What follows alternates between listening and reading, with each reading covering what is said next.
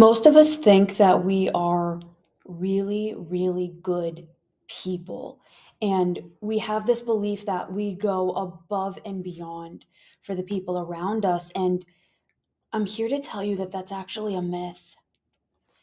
The truth is, most of us are engaging in really destructive habits that are causing us to feel empty and resentful and alone. And we have no idea that we're even doing it.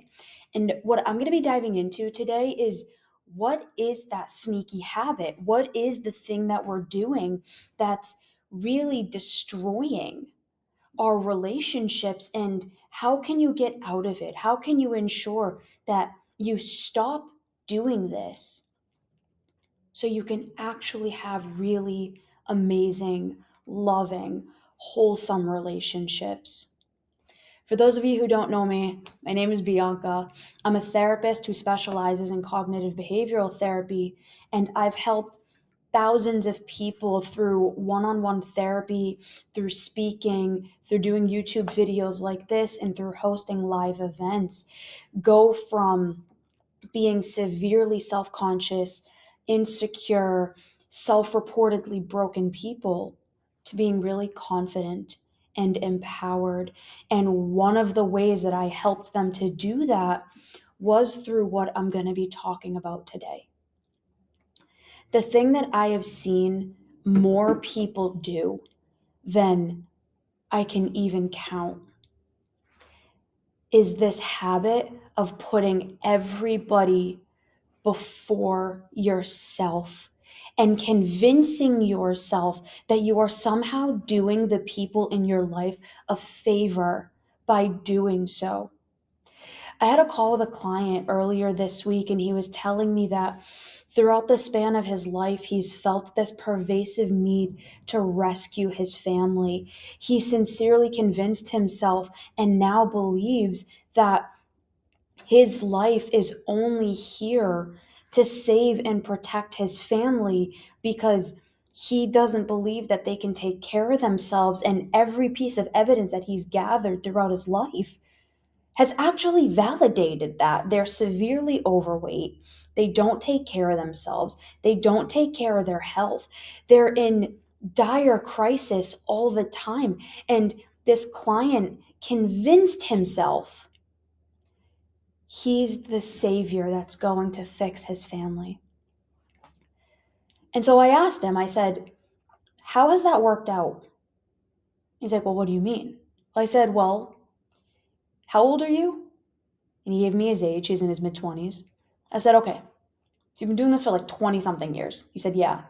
I said, has it actually worked?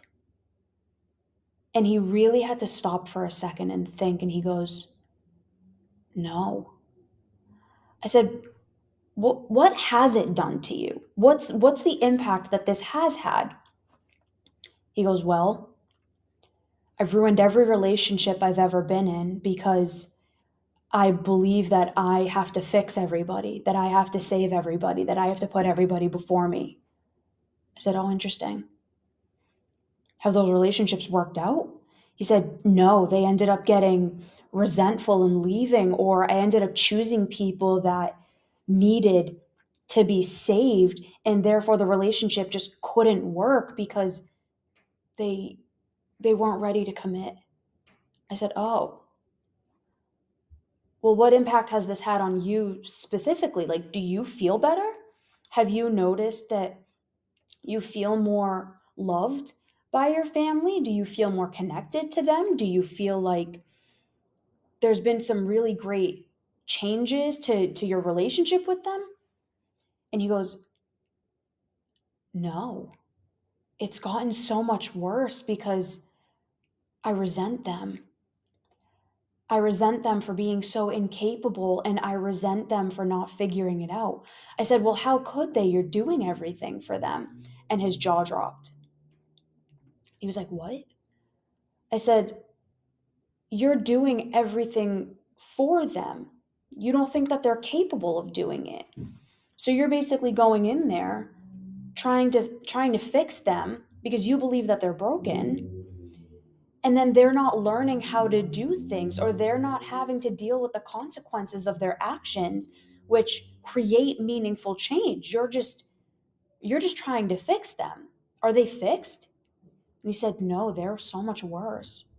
I said, how are you? And he goes, I hate my life. He said, I feel like I'm trapped in this cycle and I can't get out, and that I'm going to be stuck trying to fix them my whole life. I said, that's exactly the pattern you're going to end up in, because you've convinced yourself that they're broken and incompetent and feeble and can't do anything. And you've put your entire life on hold, convincing yourself that the only thing that you're good for is fixing them. I said, let me ask you a really serious question. He goes, and I said, what happens when they die? He's like, what do you mean? I said, what happens when they die? You're going to have spent your entire life trying to save them. What's going to happen when they die? What are you going to do? He said, I haven't even thought about that because that hasn't even been a consideration. I didn't matter. And I said, that's why you have the majority of the problems in your life that you do. It's not because your family is broken. It's not because you're this broken, incompetent, defective human being. It's that you're not putting any effort and energy and attention into yourself. And if you are watching this, this is going to be a slap in the face, and believe me, it's one that I've gotten. So I don't say this from a holier than thou position. I say this as somebody who has done this. You're ruining your own life. Putting other people above yourself, doing things for other people is never going to make them love you more. It's never going to make them be in the position where they can give you the things that you need, where they can meet your needs, and where you can have a deeply loving, meaningful relationship. All you're doing is destroying your own life and convincing yourself that maybe someday, if I do enough, if I bust my ass enough, if I save enough people, if I fix enough people's problems, maybe then they'll be able to love me. It's a trap. It's a trap. It's never going to work. You're going to end up being deeply resentful of them, believing that they ruined your life, and hating yourself for never having developed the skills and the habits and the tendencies and the beliefs and the emotions to be able to have really magnificent, loving relationships. You have to be selfish. And now I don't mean selfish meaning nobody else matters and you're the end all be all. What I'm saying is real, abundant, fulfilling love is two people or multiple people who focus on taking care of themselves so well that they have the capacity to then give to others. But the first has to come first. You got to take care of you. If you can't take care of yourself, how are you going to give to somebody else? If you've spent your entire life trying to save other people, you're not going to be able to receive love. That's something that happened to me. I couldn't accept love. I couldn't allow someone to love me because I felt broken, because I convinced myself that I had to earn it through fixing them, through saving them, through martyring myself. You'll never be able to receive love if you do that, and therefore you'll never be able to attract an abundant, healthy person or people like friends into your life. Because healthy, adaptive, loving people, they don't just take, they give. And if you don't believe you're deserving of being given to, how can you be in relationships or in friendships or in partnerships with those types of people? If you actually want magnificent relationships, which every person does. I don't think I've ever met someone that's like, yeah, fuck it, I don't care. I don't want relationships of any kind. I'm going to go live in a castle by myself. Or not a castle, a cabin. People like thinking that that's what they want. It's not true. It's why most people who have done that have usually not come back. It's because we need people. If you actually want that, I'm here to tell you that the number one thing that you have to do, the number one habit that you have to develop is selfishness, meaning you put your health first. You put your mental health first. You prioritize your own needs. And when you are full, when your cup is filled, that's when you can abundantly and generously and lovingly give to other people. It has to go in that order. It goes against everything that we believe.